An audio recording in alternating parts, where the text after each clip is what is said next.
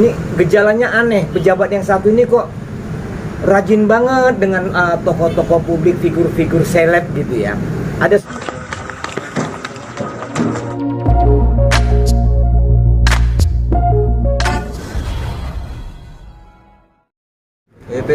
Rian nanya Rian. Ayo Ibnu duluan Ibnu. Santai. Dah. Yang lagi heboh pejabat inisial H terkait yang lagi Ya bang, itu ternyata kan di media sosial tersebar foto-foto ST Burhanuddin bersama Aris Cantik tuh bang. Sedangkan beberapa belakangan ini berita dia tersebar mengenai fraud dan hoax. Itu gimana tuh bang? Apakah semakin terindikasi dia melakukan? Terima kasih untuk teman-teman infotainment malam ini.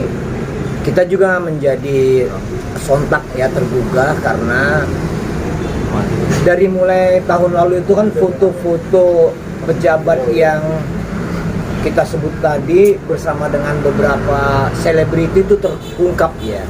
Kemudian ada yang terungkap dengan baik-baik saja, ada yang terungkap dari fakta-fakta persidangan dan lain-lain.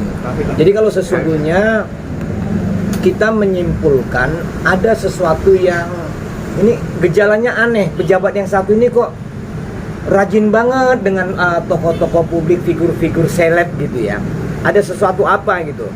Tetapi apapun itu, karena dia adalah penyelenggara negara, dia adalah salah satu suri tauladan, seharusnya menjadi pertanyaan dan publik menjadi bertanya-tanya, sah menjadi kenapa sih gitu ya.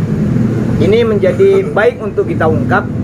Dan pertanyaan teman-teman tadi, ada sesuatu yang buruk menurut kami di belakangnya. Ada sesuatu hal yang tidak baik yang membuat hal-hal seperti ini menjadi terungkap dengan kekuatan bagaimana netizen Indonesia mengungkapnya. Foto-foto itu kan tidak mungkin tidak diketahui oleh publik. Publik itu bisa orang sekelilingnya, publik itu bisa orang-orang yang di lingkar sekelilingnya dan lain-lain. Kami mau menyebutkan bahwa kita sangat terkejut perilaku seperti ini ada di lingkungan penyelenggara negara gitu. Iya, ada yang lain. Iya bang, kita kan tahu bang yang digunakan kepala petinggi jaksa ini jam miliaran rupiah gitu bang.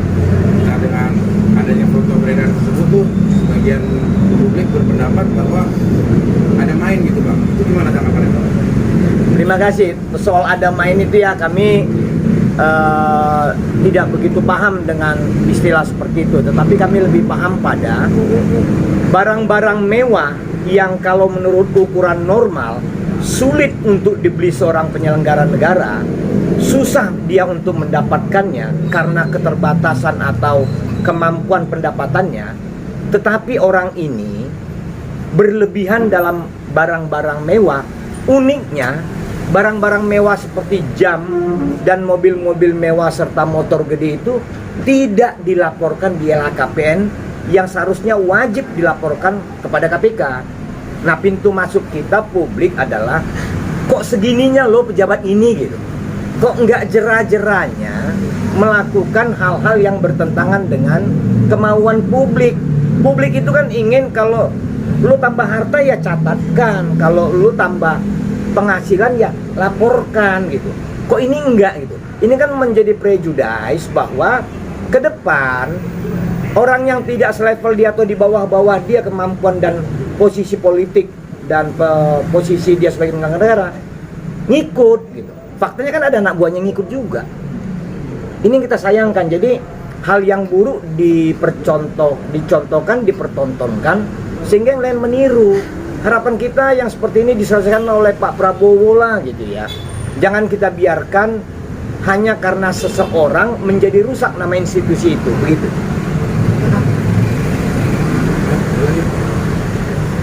Satu lagi bang, Ya. Berkaitannya ada yang mengenai pejabat penyelenggara negara juga yang dia melakukan money laundry dengan melibatkan artis. Nah, apakah ada dugaan juga bang ke sana bang terkait ini?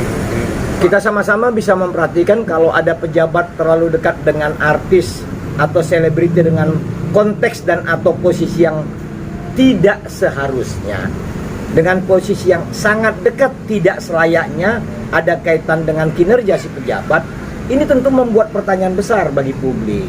Kalau umpamanya saya pejabat nih, artisnya dengan posisi yang sedemikian rupa, melihat kewajaran publik, kelaziman, publik akan memahami. Tetapi ketika posisinya kemudian di pengadilan juga sempat mengaku ada fakta persidangan, kan publik menjadi ingin tahu. Jadi kita mau menyebut begini, harusnya pejabat atau penyelenggara negara seperti ini tidak perlu melakukan itu supaya asumsi publik tidak negatif, begitu. Terkait harta kekayaan di 2 triliunan kan Siapa itu? di Kejaksaan. Oh, kalau dugaan ke triliun kita perlu juga nanti lihat bersama-sama. Tetapi di LHKPN-nya nggak segitu juga jumlahnya, hanya puluhan M kok. Nah, kalaupun ada teman-teman media memperhatikan dan mulai mengendus ke arah sana, mari kita sama-sama membukanya dan biarkan publik yang menilainya, begitu. Tapi kan banyak ketidakjujuran bang, si Oh. kejaksaan ini maksudnya tidak melaporkan hartanya semua gitu. Iya. Seperti apa itu? Nah, ini yang kita sebut tadi bahwa ini tidak jujur, tentu dimulai dari mental dalam dirinya sendiri. Sayangnya, orang ini diberi kepercayaan yang besar untuk memimpin institusi, kemudian publik melihat ketidakjujuran berulang dan berulang. Harusnya petinggi negara yang menuntaskan hal ini. Kembali mungkin kita serahkan kepada Pak Prabowo bagaimana menilai orang ini. Insya Allah 100 hari pemerintahan Pak Prabowo ini kan penuh dengan dinamika dan penilaian. Mudah-mudahan Pak Prabowo bisa mengambil satu kebijakan ke arah sana. Begitu. Oke?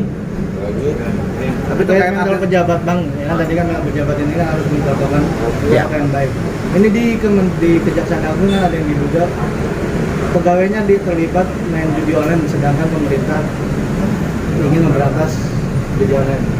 Ini juga menjadi aneh dan unik ketika di DPR, di Komisi 3, di RDP disebut oleh pejabat tersebut dia mentolerir, unik ya, mentolerir anak buahnya melakukan perbuatan pidana. Ini kita sayangkan. Tapi sayang juga Komisi 3 tidak memberikan penilaian yang tegas kepada pejabat tersebut.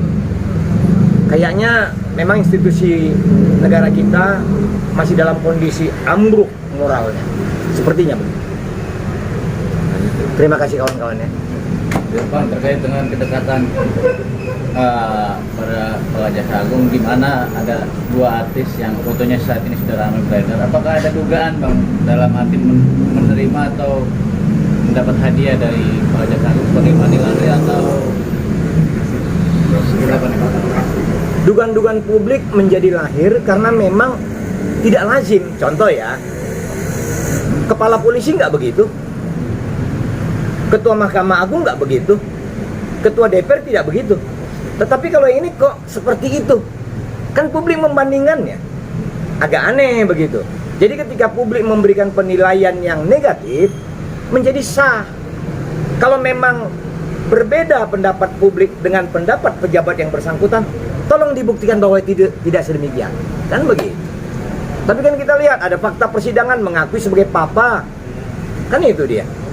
Tetapi kemudian dibantah tidak begitu. Kemudian nongol lagi selebriti lainnya, ya kan udah habis-habis jadi begitu. Jadi satu demi satu akan terungkap, terkuak, sebab netizen plus 62 tidak sebodoh yang mereka perhitungkan.